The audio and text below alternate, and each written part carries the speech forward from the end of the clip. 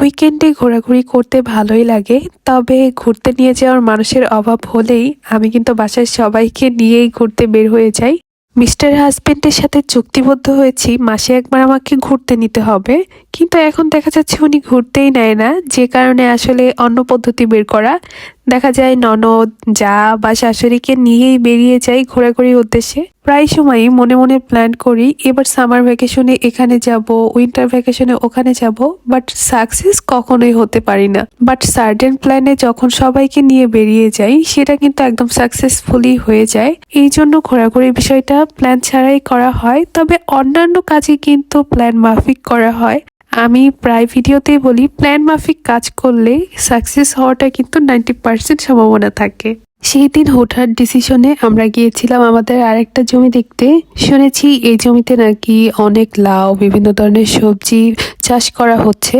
যদিও আসবাব করে সময় স্বল্পতা বা বিভিন্ন কারণে আর আসাই হয় না। তখন যেহেতু প্রাইমারি স্কুলও বন্ধ হয়ে গিয়েছিল, তাই সবাই মিলেই এইখানে আসা।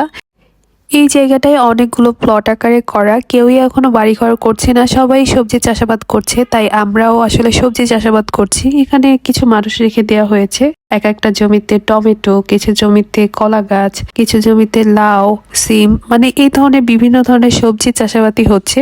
টমেটোগুলো এখনো বড় হয়নি, পরবর্তীতে বড় হলে বা পেকে গেলে আবার হয়তো বা আসবো।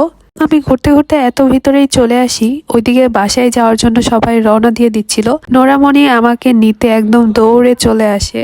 এই ভিডিওটা বেশ অনেকদিন আগের করা, মানে আমরা অনেকদিন আগেই গিয়েছিলাম ঘুরতে।